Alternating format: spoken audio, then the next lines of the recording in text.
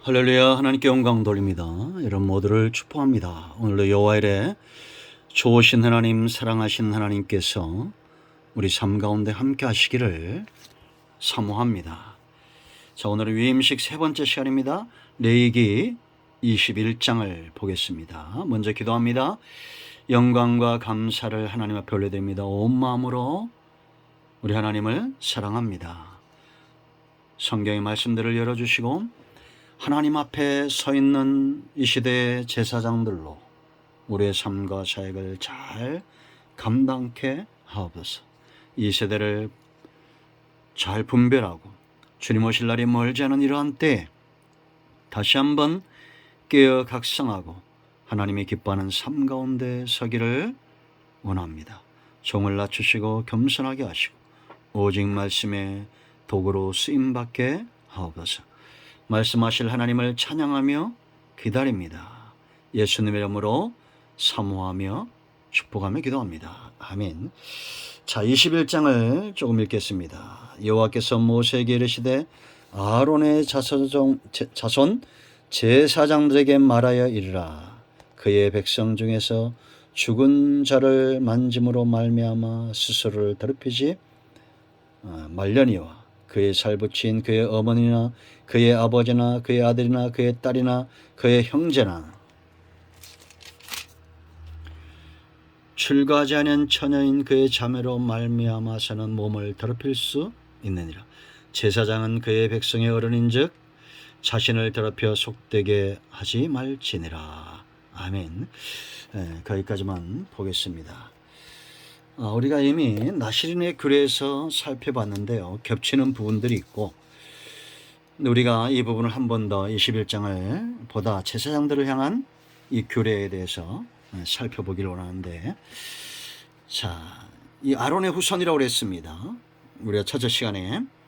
그리고 성숙한 자들, 이 성숙한 자들이 지난 시간에 살펴봤죠. 어떤 자들이었습니까? 말씀에 매여 사는 자들이죠. 우리가 연약하다는 것은 말씀의 무게를 감당하지 못하는 것을 말합니다. 그러나 이제 하나님의 말씀을 기뻐하고 은혜 받기를 사모하고 내가 사는 길을 아는 자들, 분별하는 자들, 성숙한 자들이죠. 아멘. 지금도 여전히 세상 낙을 즐거워하고 좋아하는 그런 경우가 있을 수 있어요. 뭐 저주받은 인생이 아닙니다. 그러나 제가 분명히 말씀드리면 앞으로 시간만 허송세월할 뿐이고 하나님은 절대 포기하지 않고 이제 모세와 아론을 연단 가운데 쓰셨듯이 여러분을 성숙시키는 그 과정이 있을 텐데 참 축복이죠.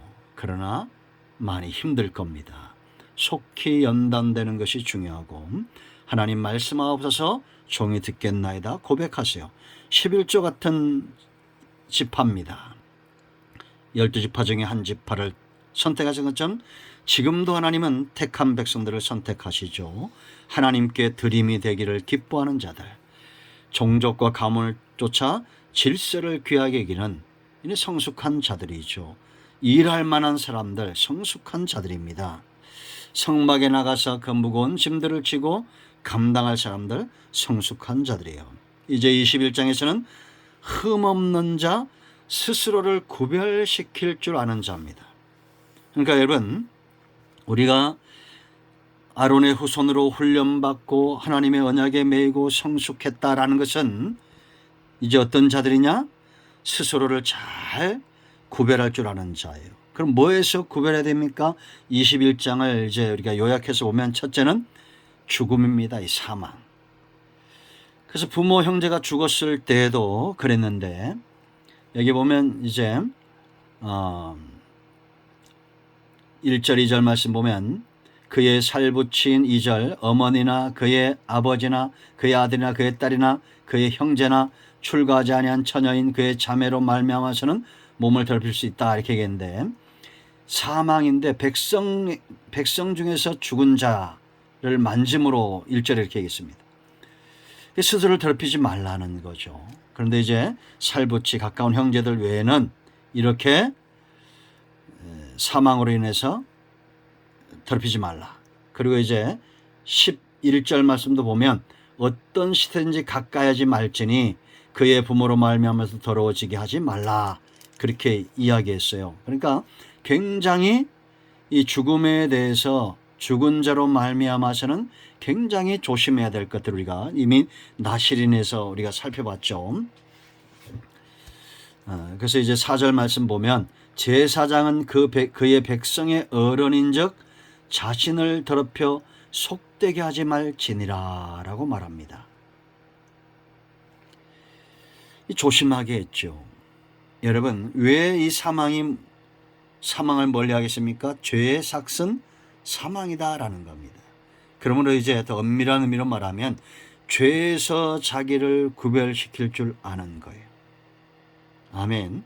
이들이 바로 하나님께 부름받은 자들이고 하나님께 쓰임받는 자들입니다. 스스로를 죄와 멀리할 수 있는 자들. 그래서 5절로 6절 말씀을 보면 이 머리털에 대해서 이야기합니다. 왜 그러냐, 이게 우리가 나시린의 교회 민수기 6장에서 봤죠. 머리카락 하나까지도 귀하게 할 줄 알고 하나님의 것으로, 하나님의 소유된 백성이죠. 그리고 머리카락 하나의 힘도 하나님께 드리는 자들이라고 했죠. 제사장들은 머리털을 깎아 대머리 같게 하지 말며 자기의 수염 양쪽을 깎지 말며 살을 베지 말고, 그러니까 외모를 참 귀하게 규모 있게 성스럽게 다듬으라 하는 얘기입니다. 그 이유가 6절에 있어요. 여호와의 화제다 그랬어요. 화제라는 것은 불태운 건데 온전히 하나님께 드린 자이기 때문에요. 하나님 앞에 음식을 드리는 자이기 때문이다 라는 겁니다. 그래서 우리가 옷을 입는 것, 머리 모양, 우리 삶 가운데 규모 있게 하는 것, 누가 봐도 좀 아니다 싶은 외모들은 하지 않는 것이 중요하죠. 저도 이제 요즘은 참 조심스러운데 한동안은 사람들을 의식하지 않고 내 마음에 좋은 대로 행했을 때가 있었어요. 구체적인 얘기는 들지 않겠습니다. 그래서 우리가 머리 모양이든지 아니면 옷을 입는 거든지 누가 봐도 저 사람은 참 정갈하고 규모가 있다, 이런 소리를 들어야 됩니다. 참 이쁘네, 멋지네. 물론 그런 말도 듣기 좋지만 그런 말들은 이제 10대, 20대, 30대입니다. 그렇지 않습니까? 우리가 나이가 들어가면서 정말 붙들지 말아야 될 것들 있잖아요. 괜히 얘기하면 상처될 수 있으니까 얘기하지 않겠어요. 그러나 규모 있는 옷차림이나 언행이 중요하다라는 거예요. 그 세 번째는 음행입니다. 7절로 이제 9절까지 이 음란한 것들. 부정한 여인, 창녀나 이혼당한 여인을 취하지 말지니 이는 그가 여호와 하나님께 거룩함이니라. 이제 여러분, 결론은 그겁니다. 거룩함의 유지입니다. 거룩한 하나님 앞에 거룩하게 자기를 구별시킬 수 있어야 된다. 마음을 빼앗는 것들에서 떠나라는 얘기예요. 죄든지 외모든지 음행이든지 이러한 것들이 우리 마음을 하나님 앞에서 떠나가게 하죠. 노아처럼 그런 삶에서 자기를 구별시켜야 됐다라는 거죠. 그리고 네 번째는 이 거룩한 씨, 생명의 대를 이어가는 것에 대해서 부담을 갖고 구별시켜야 됐어요. 그래서 13절 말씀 보면 그는 처녀를 데려다가 아내를 삼을지니, 왜냐하면 거룩한 씨가 되도록 하는 거죠. 그러나 여러분, 사탄은 끊임없이 유혹하고 핍박하고 우리가 계시록에 있는 대로 이 교회를 삼키려고 하는 이런 일들. 예수님의 족보도 얼마나 끊어내려고 사탄이 역사했습니까? 그런데 하나님은 지켜나가시죠. 하나님은 신실하신 분입니다. 그래서 예수님의 족보에도 이 생명에 대해 구속의 족보에도 다말 같은, 룩 같은 이런 이방 여인들이 있잖아요. 그래도 하나님은 이 족보를 귀하게 여기고 라합 같은 그런 이방 여인들이 있다 할지라도 하나님이 이걸 귀하게 여기는 것을 우리가 보게 됩니다. 하나님이 아니면 희망이 없죠. 그 이제 16절로 34절까지 육체의 흠 있는 자는 하나님 앞에 나아가서 음식을 드리거나 하나님을 섬길 수가 없었습니다. 이걸 오해하면 안 돼요. 하나님은 병든 자, 가난한 자, 고아들의 아버지죠. 그런데 왜 그러냐? 사람을 섬기는 일, 하나님을 섬기는 일에 온전한 분별력과 최선을 다하도록 그렇게 한 겁니다. 아멘.